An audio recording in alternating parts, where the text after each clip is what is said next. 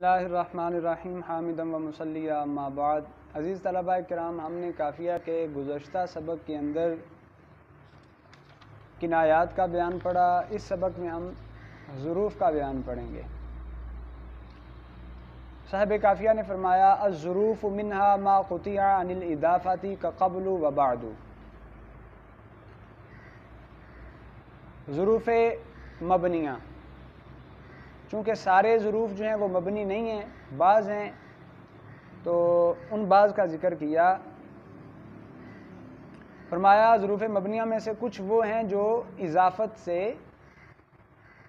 ہٹ کر استعمال ہوتے ہیں، مقطوع عن الاضافت ہوتے ہیں، جیسے قبل اور بعد، تو یہ مبنی ہوں گے۔ اور مبنی ہونے کی وجہ ان کی یہ ہے قبل اور بعد کی، کیونکہ یہ اضافت، حرف اضافت کے معنی کو متضمن ہوتے ہیں، اور یہ حرف کے مشابہ بہی معنی ہے کہ جس طرح حرف محتاج ہوتا ہے اسی طرح یہ مضاف الیہ کے محتاج ہوتے ہیں۔ وَأُجْرِيَ مَجْرَاهُ لا غیر وَلَيْسَ غیر وَحَسْبُ، یہ تینوں کلمات لا غیر، لیس غیر اور حسب کو بھی قبل اور بعد کے قائم مقام قرار دیا گیا ہے، اس حوالے سے کہ یہ تینوں بھی مقطوع عن الاضافت ہوتے ہیں۔ مثلا یہ کہا جاتا ہے جاءنی زید لا غیر، جاءنی زید لیس غیر، اور جاءنی زید حسب۔ ومنها حیث ولا یضاف الا الى الجملۃ فی الاکثر، ظروف مبنیہ میں سے ایک حیث ہے، اور حیث جو ہے یہ اکثر جملہ کی طرف مضاف ہو کر استعمال ہوتا ہے۔ اکثر کی قید سے اس بات کی طرف اشارہ کیا کہ بعض اوقات مفرد کی طرف مضاف ہو کر بھی استعمال ہو جاتا ہے۔ وَمِنْهَا إِذَا وَهِيَ لِلْمُسْتَقْبِلِ وَفِيهَا مَعْنَى الشَّرْطِ وَلِذَلِكَ اُخْتِيرَ بَعْدَهَا الْفِعْلُ وَقَدْ تَكُونُ لِلْمُفَاجَاتِ فَيَلْزَمُ الْمُبْتَدَأُ بَعْدَهَا، ظروف مبنیہ میں سے ایک اذا ہے، اور اذا یہ مستقبل کا معنی دیتا ہے، اور اس میں شرط کا معنی بھی پایا جاتا ہے۔ چونکہ اذا میں شرط کا معنی بھی ہوتا ہے، اس لیے اس کے بعد فعل کو ہی اختیار کیا گیا، اس کے بعد فعل استعمال ہوتا ہے۔ اچھا جی، کبھی کبھی یہ مفاجات کے لیے بھی آتا ہے، اچانک کسی شے کے موجود ہونے پر دلالت کرنے کے لیے بھی آتا ہے، اور جب یہ مفاجات کے لیے ہو تو پھر اس کے بعد مبتدا لازم ہوگا، پھر فعل نہیں آئے گا۔ جیسے کوئی کہے خرجت فاذا زید بالباب، ومنها اذ للماضی ویقع بعدها الجملتان، اور ظروف مبنیہ میں سے ایک اذ ہے، یہ ماضی کے لیے آتا ہے۔ اذا مستقبل کے لیے چاہے ماضی پر داخل ہو، اور اذ ماضی کے لیے چاہے مضارع پر داخل ہو۔ اس کے بعد دونوں جملے واقع ہوتے ہیں، یعنی جملہ فعلیہ بھی آ جاتا ہے، جملہ اسمیہ بھی آ جاتا ہے۔ فعلیہ کی مثال اذ قام زید، اور اسمیہ کی مثال اذ زید قائم۔ ومنها اینا وانا للمکان استفہاما وشرطا، ظروف مبنیہ میں سے دو اور ہیں، اور وہ ہیں اینا اور انا، یہ دونوں مکان کے لیے آتے ہیں۔ حال یہ ہے کہ یہ دونوں استفہام کا معنی دیں گے یا شرط کا معنی دیں گے۔ اینا زید، انا زید، یہ استفہام کی مثال ہے، اور اینا تکن اکن، انا تجلس اجلس، یہ شرط کی مثال ہے۔ ومتی للزمان فیہما، اور ظروف مبنیہ میں سے ایک متی ہے۔ متی جو ہے یہ زمان پر دلالت کرنے کے لیے آتا ہے، اور انہی دونوں معنوں کو یہ بیان کرتا ہے، یعنی استفہام کو اور شرط کو۔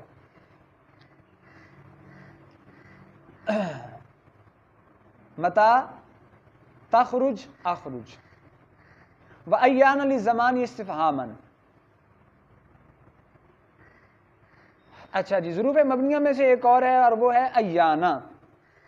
ایانا یہ زمانہ پر دلالت کرنے کے لیے آتا ہے، حال یہ ہے کہ یہ استفہام کا معنی دیتا ہے، جیسے قرآن مجید میں ہے ایانا یوم الدین۔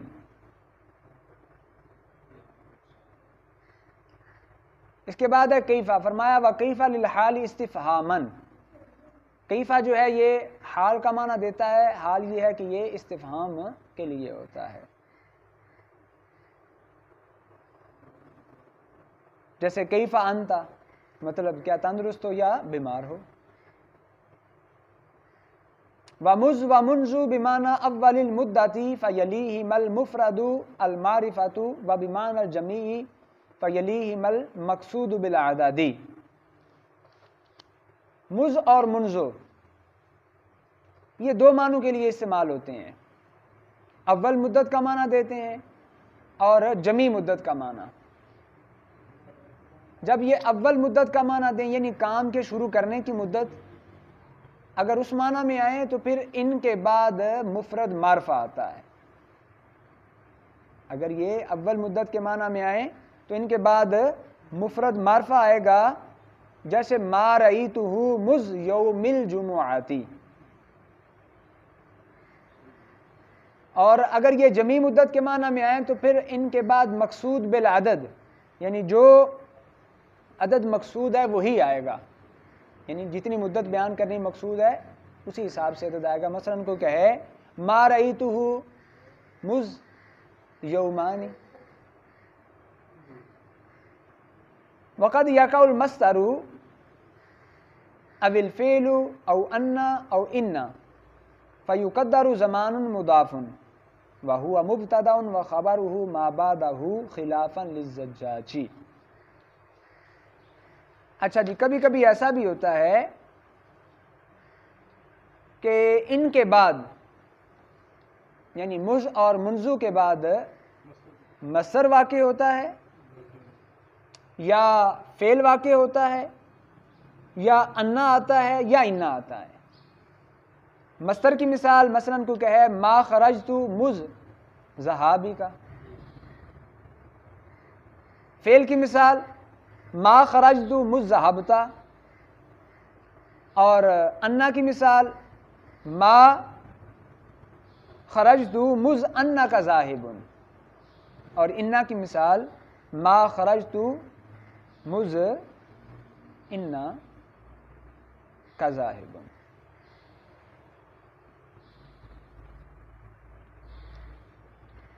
اچھا جی، اب جب ان چاروں کے بعد یعنی مز اور منذ کے بعد ان دو کے بعد یہ صورت بن جائے کہ بعد میں مصدر آئے یا فعل آئے یا انا آئے یا انا آئے، تو وہاں لفظ زمان جو ہے بطور مضاف مقدر مانا جائے گا. لفظ زمان بطور مضاف وہاں مقدر مانا جائے گا اور یوں پڑھا جائے گا ما خرجت مذ ذہابیکا کو ما خرجت مذ زمانی ذہابیکا.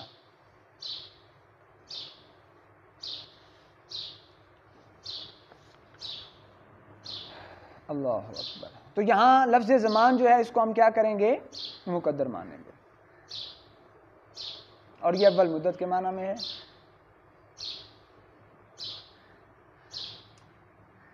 اچھا، وَهُوَ مُبْتَدَأٌ وَخَبَرُهُ مَا بَعْدَهُ. اب اس جگہ جہاں یہ صورتحال بیان کی، اس جگہ پر مز مبتدا واقع ہوگا اور ما بعد جو ہے وہ کیا ہوگی؟ خبر واقع ہوگی. اس میں امام زجاج کا اختلاف ہے، وہ کہتے ہیں کہ یہ خبر واقع ہوں گے، خبر مقدم ہوں گے، جبکہ ما بعد جو ہوگا وہ مبتدا مؤخر ہوگا. وَمِنْهَا لَدَا وَلَدٌ وَقَدْ جَاءَ لَدْنِي وَلَدٍ وَلُدْنِي وَلَدْ وَلُدْ وَلَدُ. ظروف مبنیہ میں سے دو اور ہیں، وہ ہیں لدا اور لدن.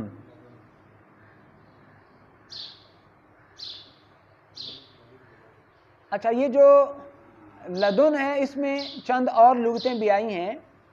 مصنف نے فرمایا کہ لدن کو لدنی، لدن، لدنی، لد، لد اور لدو ان 6 لغتوں کے ساتھ پڑھنا درست ہے، اس کے ساتھ بھی استعمال ہوتا ہے. اچھا جی، اس کے بعد آگے جو ہے جی وہ ہے قطو. فرمایا وَمِنْهَا قَطُّ لِلْمَاضِ الْمَنْفِيِّ وَعُودُ لِلْمُسْتَقْبِلِ الْمَنْفِيِّ. ظروف مبنیہ میں سے دو اور ہیں، اور ان میں سے ایک قطو ہے جو ماضی منفی کے لیے آتا ہے، اور ایک اودو ہے جو مستقبل منفی کے لیے استعمال ہوتا ہے.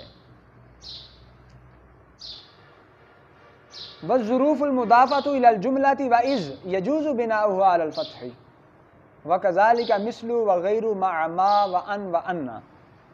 وہ ظروف جو جملہ کی طرف مضاف ہوں یا از کی طرف مضاف ہوں ان کو مبنی بر فتح پڑھنا جائز ہے. وہ ظروف جو جملہ کی طرف مضاف ہوں یا از کی طرف مضاف ہوں تو ان کو مبنی بر فتح پڑھنا درست ہوگا، جائز ہوگا.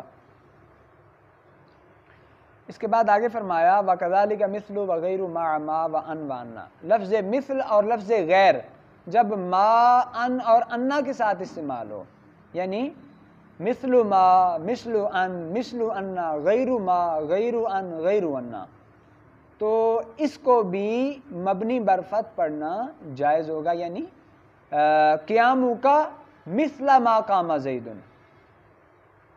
تو اس میں مثل جو ہے اور غیر جو ہے جب ما ان اور انا کے ساتھ آئیں تو وہ بھی ان ظروف کی طرح ہوں گے جو جملہ کی طرف مضاف ہوتے ہیں یا از کی طرح، یعنی جس طرح ان کو مبنی بر فتح پڑھنا جائز ہوگا اسی طرح مثل اور غیر کو بھی مبنی بر فتح پڑھنا جائز ہوگا. الحمدللہ یہاں تک ہماری مبنیات کی بحث مکمل ہوئی، ظروف مبنیہ کا بیان بھی مکمل ہوا.